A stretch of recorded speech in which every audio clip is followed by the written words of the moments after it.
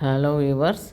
இப்போ நம்ம பாலக்கு வச்சு பருப்பு போட்டு ஒரு கூட்டு மாதிரி தான் பார்க்க போகிறோம். நம்ம ஊர் சைடு தான், ஆனால் நம்ம ஊர் சைடு அந்த டைப்பில் தான். ஆனால் புளிலாம் சேர்க்காம ஒன்லி தக்காளி, பூண்டு, பச்சை மிளகா, நம்ம சாம்பார் தூள் போட்டு தான்.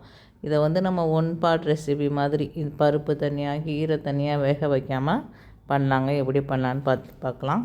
ஃபஸ்ட்டு குக்கர் எடுத்து வச்சுட்டு அதில் ஒரு ஸ்பூன் கிட்ட ஆயில் விட்டுக்கோங்க. ரொம்ப வேண்டாம், ஆயில் கம்மியாகவே விட்டுக்கோங்க.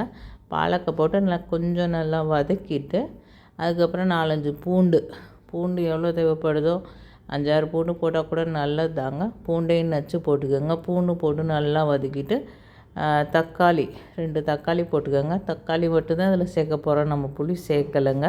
தக்காளி மட்டும் சேர்த்துட்டு அப்புறம் கொஞ்சோன்னு பாதி துவரம்பருப்பும் பாசிப்பருப்பும், துவரம்பருப்பு கூட பாசிப்பருப்பு கம்மியாக, எப்படி உங்களுக்கு டேஸ்ட்டு பிடிக்குதோ அந்த அளவுக்கு எடுத்துக்கோங்க.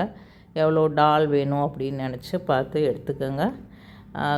கீரையும் ஒரு கட்டு இருந்தால் தாராளங்க. மத்தியானம் லஞ்சுக்கு சாதம் கூட சாப்பிட்றதுக்கு தக்கன எடுத்துக்கோங்க. ஒரு கட்டு கீரைக்கு இவ்வளோ டால் எடுத்துகிட்டு அதையும் போட்டுட்டு நல்லா மிக்ஸ் பண்ணிவிட்டு கொஞ்சோண்டு பச்சை மிளகா, 2 பச்சை மிளகா, ஒரு ஸ்பூன் ஜீரகம், அப்புறம் நம்ம குழம்பு மிளகா பொடியே போட்டுக்கோங்க. தனி மிளகா பொடி, மல்லிப்பொடி, கரம் மசாலா இதெல்லாம் சேர்த்துக்க வேண்டாம். சேர்க்கவும் வேண்டாம். சேர்க்காமல் செஞ்சால் தான் அது நல்லாயிருக்கும். நார்மல் நம்ம ஒரு கூட்டு மாதிரியும் வச்சுக்கலாம், இது ஒரு குழம்பு மாதிரியும் நம்ம வச்சுக்கலாம். அந்த டைப்பில் பண்ணலாங்க. அப்படி தான் பண்ணேன் நான் அன்னைக்கு. அதனால் இது மட்டும் போட்டுட்டு பச்சை மிளகா நறுக்கி போட்டுட்டு கொஞ்சமாக தண்ணி ஊற்றுங்க. கீரையிலேருந்து தண்ணி வரும். கொஞ்சம் தண்ணி ஊற்றி குக்கரை மூடி 2-3 விசில் விட்டோம்னா போதுங்க. நமக்கு அந்த கீரையோடு சேர்ந்து பருப்பும் டைரெக்டாகவே போட்டால் போதும். பருப்பை கொஞ்சம் நேரம் ஊற வச்சுட்டிங்கன்னு வச்சுக்கோங்க, டைரெக்டாக போட்டுடலாம். டைரெக்டாக போட்டோன்னா பருப்பும் வெந்து பாலக்கீரையும் வெந்து நமக்கு நல்லா ஒரு கூட்டு மாதிரி அந்த கிரேவி நல்லா திக்காகவே கிடச்சிருங்க. இல்லை தேங்காய் தேவைப்படுதுன்னா போட்டுக்கோங்க. நான் தேங்காய் அன்றைக்கி நான் போடல, சிம்பிளாக இதை மட்டும்தான் போட்டேன். சூடாக சாதம் வச்சுட்டு ஒரு ஸ்பூன் நெய் போட்டு சாப்பிட்டா நல்லா இருக்குங்க.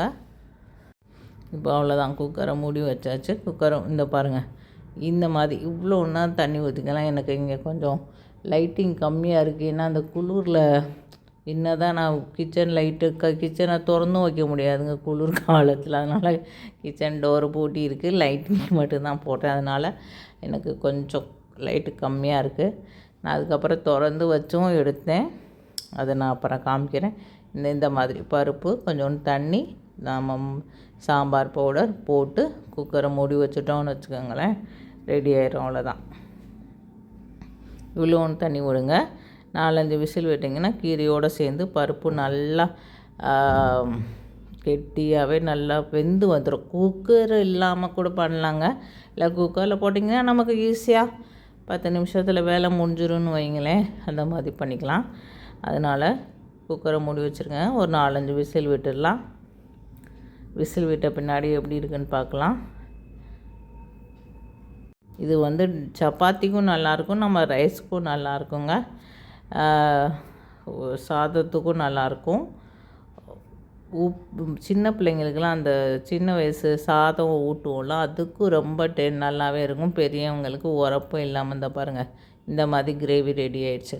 இப்போ நம்ம தாளிக்க போகிறோம். எப்பயும் போல் கடுகு, உளுந்தம்பருப்பு, ஜீரகம், வெந்தயம், பெருங்காயம், 2 மிளகாய் வத்தல் போட்டு தாளிச்சிட்டு ஊற்றிட்டு, சின்ன பிள்ளைங்க சாப்பிட்றதுக்குன்னா காஞ்ச மிளகாய் அவாய்ட் பண்ணிடுங்க.